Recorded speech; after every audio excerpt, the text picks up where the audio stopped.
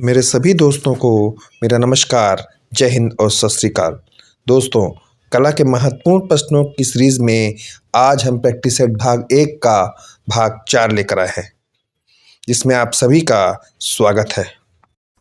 आज की वीडियो में पहला प्रश्न है, खिलौनों की तरह पशु पक्षियों का अलंकरण किस शैली में हुआ है?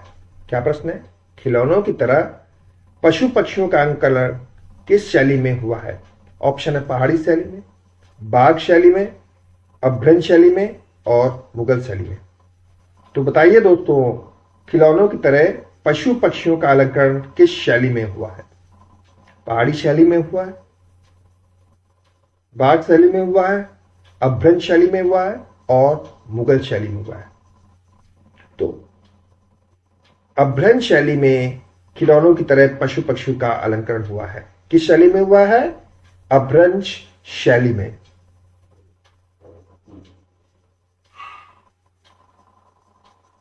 अगला प्रश्न है, पोथी चित्रों का निर्माण किस राजवंश ने कराया? प्रश्न है, पोथी चित्रों का निर्माण किस राजवंश ने कराया? ऑप्शन है पाल राजवंश, गुप्त राजवंश, जैन राजवंश और हिंदू राजवंश। तो बताइए, पोथी चित्रों का निर्माण किस राजवंश ने कराया था? पाल ने कराया था, गुप्त ने कराया था, जैन ने कराया था कि हिंदू ने कराया था? तो इनमें से इसका सही आंसर होगा पाल राजवंश ने। किसने? पाल राजवंश ने पोथी चित्रों का निर्माण कराया। अगला प्रश्न है, अजंता के चित्र निर्मित हैं या अजंता के चित्र किस पर निर्मित है? ऑप्शन है कांच पर, जमीन पर, कैनवास पर और भित्ति पर। तो बताइए आप लोग कि अजंता के चित्र किस पर या कहां पर निर्मित है? कांच पर निर्मित है, जमीन पर निर्मित है, कैनवास पर निर्मित है और भित्ति पर निर्मित है। तो इनमें से अजंता के जो चित्र हैं वो भित्ति पर निर्मित है। कहां निर्मित है? भित्ति पर। अगला प्रश्न है, अजंता गुफाएं कब प्रकाश में आई? प्रश्न है, अजंता की गुफाएं या अजंता गुफाएं कब प्रकाश में आई? 1818 में, 1816 में, 1819 में और 1800 में। तो दोस्तों, अजंता की जो गुफाएं थी वो 1819 में प्रकाश में आई थी। कब प्रकाश में आई थी अजंता की गुफाएं? 1819। अगला प्रश्न है, अजंता की कौन सी नंबर गुफा में शयनरत बुद्ध की विशालतम मूर्ति अव्यवस्थित है? प्रश्न एक बार फिर से देख लीजिए। अजंता की कौन से नंबर की गुफा में शयनरत बुद्ध की विशालतम मूर्ति अव्यवस्थित है?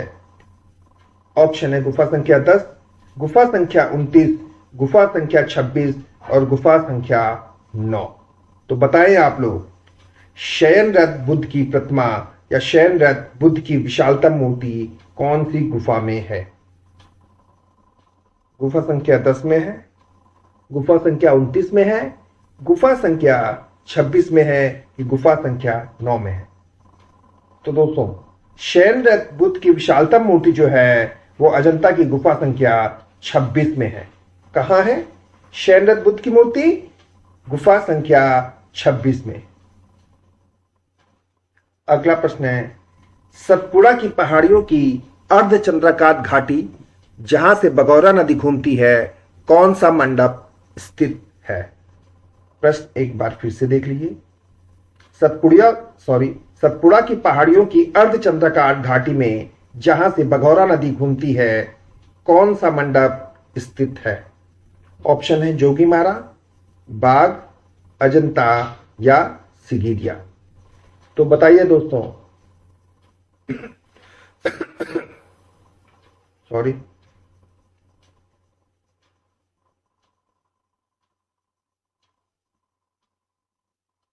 तो इस प्रश्न का सही आंसर होगा अजंता। क्या आंसर होगा इस प्रश्न का? अजंता। सतपुड़ा की पहाड़ियां की अर्धचंद्राकार घाटी जहां से बगौरा नदी घूमती है, वहां अजंता की गुफाएं स्थित हैं। अगला प्रश्न है, अजंता की किस गुफा में बोधिसत्व पद्मपाणि अवलोकितेश्वर रूप में बुद्ध को चित्रित किया गया है? क्या प्रश्न है? अजंता की किस गुफा में बोधिसत्व पद्मपाणि अवलोकितेश्वर रूप में बुद्ध को चित्रित किया गया है? गुफा संख्या 1 में, गुफा संख्या 2, गुफा संख्या 4 और गुफा संख्या 10वीं में। तो बताइए दोस्तों। तो बोधिसत्व पद्मपाणि का जो चित्र है वो गुफा संख्या 1 में स्थित है या प्रथम गुफा में स्थित है। क्या बोधिसत्व पद्मपाणि अवलोकितेश्वर का जो चित्र है वो गुफा संख्या 1 में है?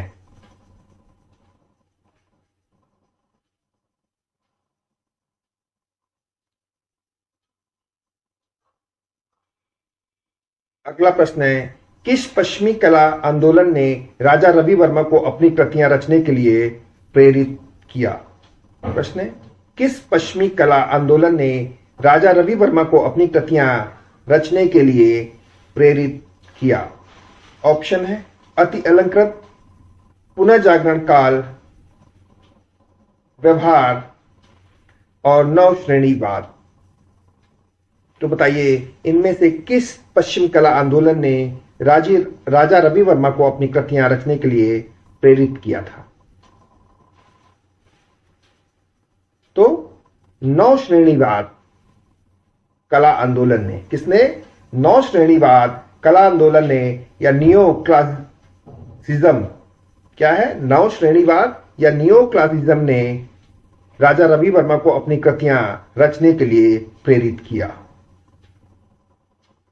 अगला प्रश्न है, उस चित्रकार का नाम बताइए जिसने मुंबई में लिथोग्राफ प्रेस खोला। प्रश्न है, उस चित्रकार का नाम बताइए जिसने मुंबई में या बंबई में लिथोग्राफ प्रेस खोला। ऑप्शन है NS बेंद्रे ने, FM सूजा ने, M आचरेकर ने और राजा रवि वर्मा ने। तो बताइए इनमें से किसने मुंबई में या बंबई में लिथोग्राफी प्रेस खोला था? NS बेंद्रे ने खोला, FN सूजा ने खोला, M आचरेकर ने खोला या राजा रवि वर्मा ने खोला? तो इनमें से राजा रवि वर्मा ने मुंबई में लिथोग्राफी प्रेस खोला था। किसने खोला था? राजा रवि वर्मा ने।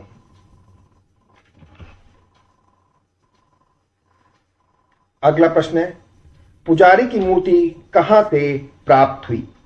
प्रश्न है, पुजारी की मूर्ति कहां से प्राप्त हुई? ऑप्शन है बराक घाटी, बागेश्वर से, माणा घाटी से और सिंध घाटी से। तो बताएं आप लोग इनमें से पुजारी की मूर्ति कहां से प्राप्त हुई? बराक घाटी से, बागेश्वर से, माणा घाटी से या सिंधु घाटी या सिंधु सभ्यता से? तो दोस्तों इनमें से पुजारी की जो मूर्ति थी वो सिंध घाटी से प्राप्त हुई थी। कहां से प्राप्त हुई थी? सिंध घाटी से। अगला प्रश्न है, राजा रवि वर्मा के ओलियोग्राफ को माना जाता है। क्या प्रश्न है? राजा रवि वर्मा के ओलियोग्राफ को माना जाता है। ऑप्शन है अभिव्यक्त परक शैली, बाजार शैली, यूरोपीय शैली और उपयुक्त सभी। तो बताएं आप लोग राजा रवि वर्मा के ओलियोग्राफी प्रेस को क्या माना जाता है? अभिव्यक्त परक शैली मानी जाती है, बाजार शैली मानी जाती है कि यूरोपीय शैली माना जाता है कि उपयुक्त सभी? तो दोस्तों जो राजा रवि वर्मा थे उनकी ओलियोग्राफी को उपयुक्त इनमें से सभी माना जाता है। क्या माना जाता है? उपयुक्त सभी। अगला प्रश्न है, भारत में यांत्रिक छापा कला की शुरुआत किसने की थी? प्रश्न है, भारत में यांत्रिक छापा कला की शुरुआत किसने की थी? ऑप्शन है नंदलाल बोस ने, अवनींद्रनाथ टैगोर ने, रविंद्रनाथ टैगोर ने और राजा रवि वर्मा ने। तो इनमें से राजा रवि वर्मा ने भारत में यांत्रिक छापा कला की शुरुआत की थी। किसने? भारत में यांत्रिक छापा कला की शुरुआत राजा रवि वर्मा ने की थी।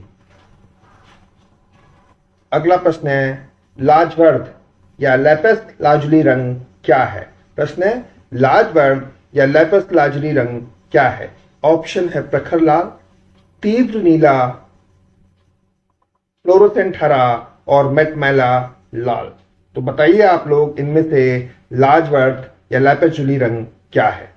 प्रखर लाल है, तीव्र नीला है, फ्लोरेसेंट हरा है या मटमैला लाल है? तो दोस्तों, जो लाजवर्त या लैपिस लाजुली रंग है वो तीव्र नीला है। क्या है?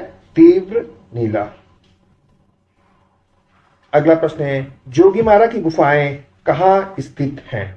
प्रश्न है, जोगीमारा की गुफाएं कहाँ स्थित हैं? ऑप्शन है मध्य प्रदेश में, उड़ीसा में, महाराष्ट्र में और छत्तीसगढ़ में। तो दोस्तों, जो जोगीमारा की गुफाएं हैं वो छत्तीसगढ़ में स्थित हैं। कहाँ स्थित है जोगीमारा की गुफा? छत्तीसगढ़ में। अगला प्रश्न है, मूर्ति दीदारगंज यक्षिणी इनमें से किस शैली से संबंधित है? प्रश्न है, दीदारगंज यक्षिणी मूर्ति इनमें से किस शैली से संबंधित है? ऑप्शन है मथुरा शैली से, अमरावती शैली से, मौर्य शैली से और शुंग शैली से। तो बताएं दोस्तों आप लोग कि दीदारगंज यक्षिणी किससे संबंधित है या कौन सी शैली से संबंधित है? मथुरा शैली से, अमरावती शैली से, मौर्य शैली से या शुंग शैली से? तो इस प्रश्न का सही उत्तर है, दीदारगंज यक्षिणी की मूर्ति जो है वो मौर्य शैली से संबंधित है। किससे संबंधित है? मौर्य शैली से। अगला प्रश्न है, काष्ठ के साथ पत्थर और ईंटों का अधिक प्रयोग हुआ। प्रश्न एक बार फिर से देख लीजिए, काष्ठ के साथ क्या है? काष्ठ के साथ ही पत्थर और ईंटों का अधिकाधिक प्रयोग किस काल में या किस राजवंश के अंतर्गत हुआ? ऑप्शन है गुप्त काल के अंतर्गत, मौर्य काल के अंतर्गत, शुंग सातवाहन काल के अंतर्गत और कुषाण काल के अंतर्गत। तो इनमें से काष्ठ के साथ ही पत्थर और ईंटों का अधिक जो प्रयोग हुआ था वो मौर्य काल में हुआ था। इसमें हुआ था मौर्य काल में। अगला प्रश्न है, कुषाण काल में बैठे हुए बुद्ध कटरा माउंट से प्राप्त मूर्ति कहाँ स्थित है? प्रश्न है, कुषाण काल में बैठे हुए बुद्ध कटरा माउंट से प्राप्त कहाँ स्थित है? ऑप्शन है पटना संग्रहालय, राजकीय संग्रहालय दिल्ली, राष्ट्रीय संग्रहालय यूपी और सरकार संग्रहालय मथुरा। तो दोस्तों, कुषाण काल के बैठे हुए बुद्ध कटरा माउंट सरकार संग्रहालय मथुरा में स्थित है। कहाँ स्थित है? सरकार संग्रहालय मथुरा में। क्या? बैठे हुए बुद्ध कटरा माउंट।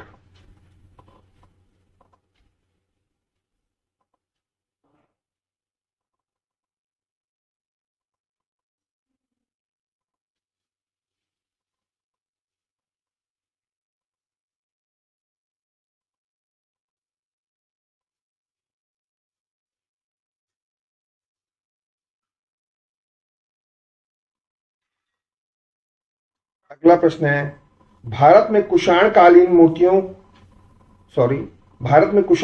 मूर्तियां बड़ी संख्या में किस संग्रहालय में उपलब्ध हैं? प्रश्न है, भारत में कुषाण कालीन मूर्तियां बड़ी संख्या में किस संग्रहालय में उपलब्ध हैं? ऑप्शन है मथुरा संग्रहालय में, इलाहाबाद संग्रहालय में, दिल्ली संग्रहालय में और कला भवन में। तो दोस्तों, भारत में कुषाण कालीन की जो मूर्तियां हैं वो मथुरा संग्रहालय में उपलब्ध है। कहाँ उपलब्ध है? मथुरा संग्रहालय में। अगला प्रश्न है, कौन से वर्ष में पहली ग्रेफाइट पेंसिल बनी थी? क्या है? कौन से वर्ष में पहली ग्रेफाइट पेंसिल बनी? या ये भी पूछ सकते हैं कि पहली ग्रेफाइट पेंसिल कब बनी थी? ऑप्शन है 1552, 1662, 1772 और 1992। तो दोस्तों, पहली ग्रेफाइट पेंसिल जो बनी थी वो 1662 में बनी थी।